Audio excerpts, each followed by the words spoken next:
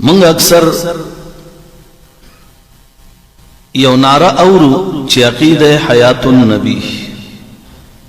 صلی اللہ علیہ وسلم، چونکہ دے عقیدے تعلق دا ختم نبوت دا عقیدے سر دے، او بل دا مسئلہ دا اعتقادیاتو ندا، نو زما هم مجبوری کرزی او دین هم یریگو چی پورز دا قیامت باندے اسینا دا اللہ پا دربار کے خاتم الانبیاء صلی اللہ علیہ وسلم تپوسو کی یا رب تپوسو کی چی پا دی عقیدہ باندے حاصل سیر بحث ولی نوشو اسی خدا مسئلہ دا علماء و طلباء دا چکل رمضان المبارک کی زمن دور تفسیر وی نو پاگی کے مستقل دا موضوع چونکہ قرآن کریم آیاتونو کے رازی نو آگی کی چرتا کبرے و صغرے کبریم جنگی نتیجہ پا کے دا حد اوسط تابیشی اخص ورزل باس پکی ہم چلی گی او یا پاگی کے دلائل دا قرآن و دا حدیث ہم ہوئی خودل تا چونکہ عمومی فضا کے دا عام و خلقو دا سوچ و دا سمجھ مطابق و خبر کول غواری اس دے کہ عام دیر خلق بدا سی بھی چگی داوئی چی دی دا نعروی چی عقیدہ حیات النبی صلی اللہ علیہ وسلم نو دا نعرہ چی سو کوئی نو غیزان تا دیوبندیان وی یعنی اہل دیوبند دا نعرہ وی چی عقیدہ حیات النبی او اہل دیوبند ورسر دا ہم وی چی منگا دا امام الانبیاء صلی اللہ علیہ وسلم دا حیات برزخی پا تعلق دا روح مع جسد عنصری سر قائلی دی معنی عوامی جبا کی کول غوارم یعنی زمانگا قیدہ دادا چی پیغمبر صلی اللہ علیہ وسلم باندی دنیای مرگ راغلے دے دین انکار نشتا دین چسوک انکار کئی نوغا کفر توزی حضرت فاروق اعظم رضی اللہ عنہ دا امام الانبیاء صلی اللہ علیہ وسلم دا رحلت پا وقت کی چکل خبر خورشوا چی سردار کونین صلی اللہ علیہ وسلم دنیانا رحلت کڑے دے وفات شو نو حضرت فاروق اعظم رضی اللہ عنہ تور راواغستا او دا ارشاد او فرمائلو چی سو کوئی چی امام الانبیاء صلی اللہ علیہ وسلم دا دنیانا تلے دے رحلت کڑے دے نو زبا دا آغا سڑینا سر قلم کن حضرت فاروق اعظم رضی اللہ عنہ دا ارشاد و فرمائلو چی سو کوئی چی پیغمبر وفات شو زبت سر قلم کم حضرت صدیق اکبر رضی اللہ عنہ ارشاد و فرمائلو حضرت فاروق اعظم توئی چی تا لگن نرمی اختیار کا امام الانبیاء صلی اللہ علیہ وسلم باندے ظاہری دنیا دا جون پہ اعتبار سرا وفات راغلے دے حضرت فاروق اعظم رضی اللہ عنہ چدا خبر وورے دا نو داغی نباد لک پا سکون باندے شو چے آو دا دنیا پہ اعتبار سرا چونکہ پیغمبر انسان دے بشری تقاضے مطابق پا دب مرگ رازی پدی عقیدہ و پدی مسلمہ حقیقت باندے پوئے شو نو بیائی وے آو پیغمبر صلی اللہ علیہ وسلم وفات شو اس دغا زندگی خو تیرہ شو دنیا ختم شو کتاب راغست دا دنیا نا بعد پیغمبر صلی اللہ علیہ وسلم یو بل جوان طرف تا متوجہ کی اغد قبر چونکه دا مسله د اعتقادیاتو نه د نوزی وضاحت سره زکه کول غواړم چې زمونږ عام ملګری ډیر خلک ورته دا وایي ما ته بل ورځ چټ راغی دې زره ته ملګری وخول هغه ما ته وی جماعت اشاعت التوحید والسنت یعنی پنځپیر والا ویغی موی چې مونږه د محمد رسول الله صلی الله علیه وسلم د برزخی ژوند قائل یو ما ورته وی مینه داغي کذب بیانی کوي دروغ وایي څنګه دروغ وایي خبره حقایق خو به صفا بیانو څنګه دروغ وایي چې داغي عقیده د محمد رسول الله صلی الله علیه وسلم د برزخی ژوند بارکه دا عقیده نه ده چې پیغمبر جم دے دے اوس بتا سوای چې غي خوای چې مونږ وایو چې جم دے دے نو اغي وای د پیغمبر صلی الله علیه وسلم روح چې دی هغه جم دے دے او جسم یې نشتا جسم ختم شوه دی مونږ وایو چې نه د پیغمبر صلی الله علیه وسلم جسم هم الله ژوند ورکړي دی روح له هم الله ژوند ورکړي دی کچره ما مخکې تاسو ته عرض کړو د پیغمبر صلی الله علیه وسلم په دې دنیا کې چې کوم جسم زمونږ قادیانانو سره د امام الانبیاء صلی الله علیه وسلم د دې جسم اطهر بارکه جګړه مونږ وایو د امام الانبیاء صلی الله علیه وسلم دا جسم اطهر چې کوم په دنیا کې دینه بهترین جسم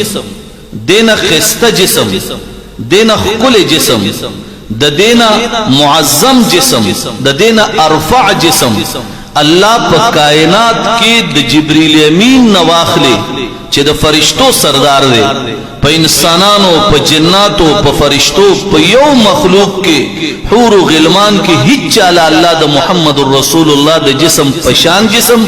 یا د غین خپل جسم نه دی ورکړي دا زموږ عقیده ده دویمه خبره ده چې کچري مونږ دا غیدا خبر ومنو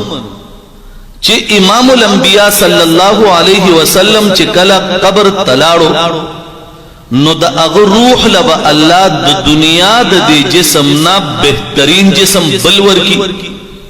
نو زمون کما عقیده د محمد رسول الله صلی الله علیه وسلم د دنیا د جسم بارے کې کوم عقیده وا هغه به زمون باطل شي نو بیا به زمون عقیده سوي تاسو ټول ولک زما خبره خپ غور سره بیا به زمون عقیده سي بیا به زمون عقیده دای چې او معاذ الله ثم معاذ الله عاذن الله د محمد رسول الله صلی الله علیه وسلم په دنیا کې چې کوم جسمو گویا د دینم بهترین جسم بل پیدا کیدی شي او چې کله موږ دا وایو چې د دینه بهترین جسم بل پیدا کیدی شي نو مسلمانان نه پاتې کیږو مونږ دغه عقیده داغي د عقیده رد په دی وجبان نکو نور زمونږ ذاتی د پټی جګړه نشته د پټی جګړه به زمونږ د پښتو ملک دی کې دیشي دا ور سره زمونږی ګوره د خپل خاندانی پټو مټو په وجه څوک به چار رشتہ داری څوک به پردي دغه به زمونږ خپل ځان لوي لیکن د عقیده په باب کې زمونږ د پټی د دکان د جیداد د دې جګړې چا سره نشته عقیده چې دا په دې باندې زمونږ د جنت او د دوزخ فیصله به الله کوي په پټی باندې الله زما د جنت او د دوزخ فیصله نه کوي پټه یا زما شو یا د بل شو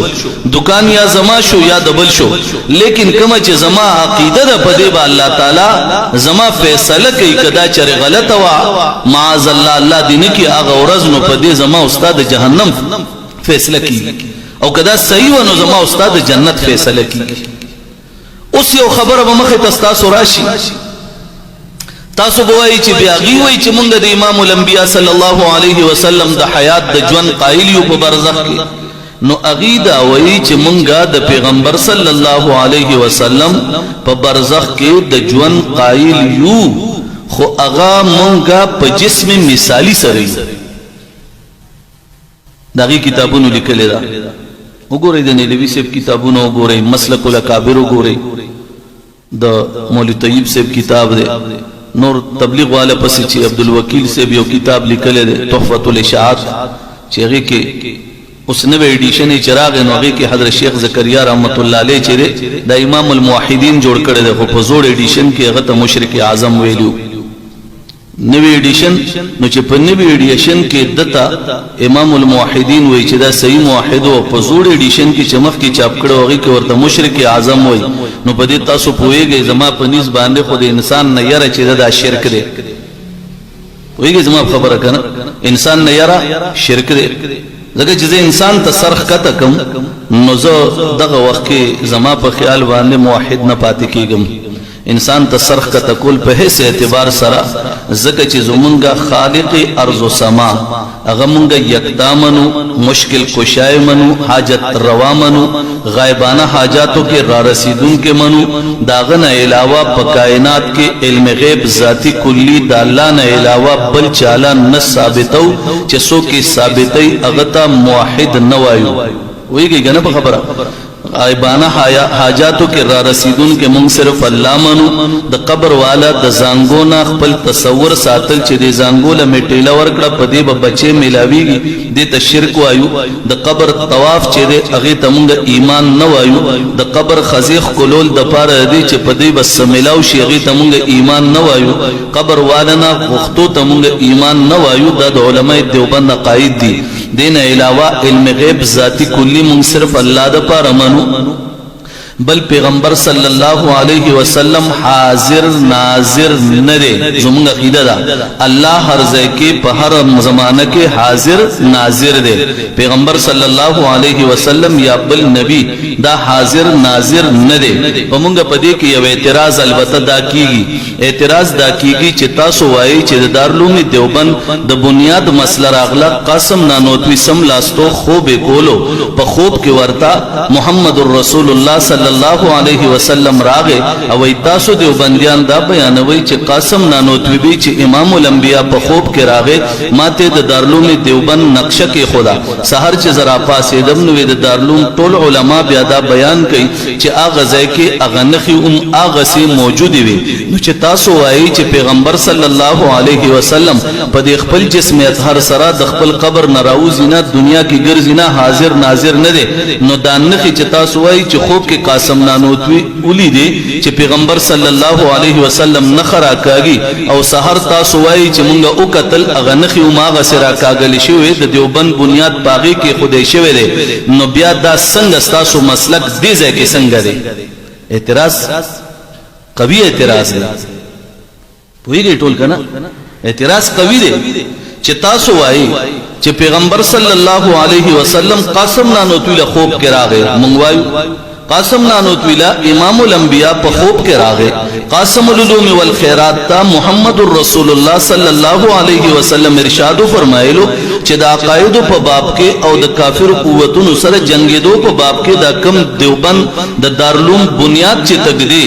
نو هغه نشانات درته زګدم نقشه داسې جوړه کا. نو چې کله قاسم نانوتوی سحر را پاسې دو بهر یو قتل په هغه ځای باندې باقاعده نخرا کاګل شوی د دیوبند بنیاد پاغي کې خدای شوی دی. نو مونږ ته وایي چې تاسو وایي دیوبندیان وایي چې دا محمد رسول الله صلی الله علیه وسلم حاضر ناظر نه دی. زمونږ عقیده دا نو دا نخي بیا څنګه را کاګلې که تاسو د نخو قائل کیږئ نو بیا خو حاضر ناظر دی. که د نخو نه قائل کیږئ نو ته وایي خوبې مولید او نخم را کاګلې شوي دي. نو دا څنګه چلې؟ نو مونږ د هغې جواب ورکوو چې ان ربک فعال لما یرید ما ينطق عن الهوى ان هو الا وحی یوحى. قرآن کریم نص مطلق دی. قرآن کریم ویلی دی زما پیغمبر یو خبره داسې نه کوي چې کومه ما د عرش نه هغه ته نه رالیږلې. الله فرمایي دویمه خبره ده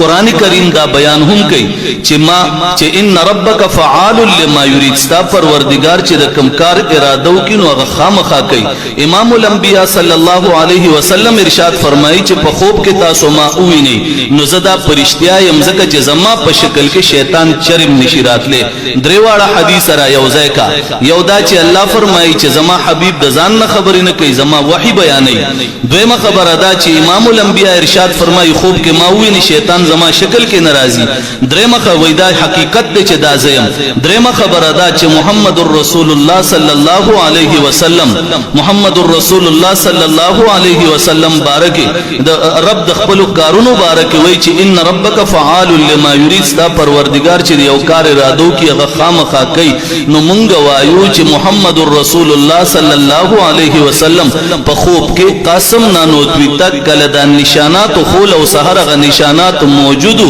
نو زما پروردگار د پیغمبر قول صادق قول د پاره په خپل څه طریقه باندې دا نه خرا کاږي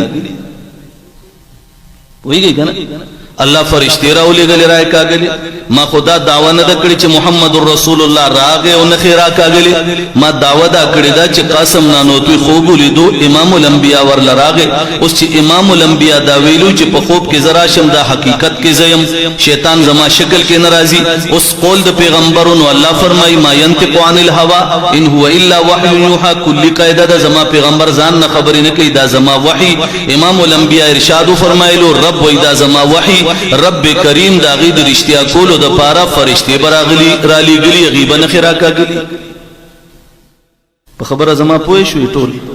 که تاسو باندې څوک دا سوالو کی تاسو جواب ورکول شي زما دا خبره بیا ده ان شاء الله زما خبره یاد ساتي دا زما استاد پارا ان شاء الله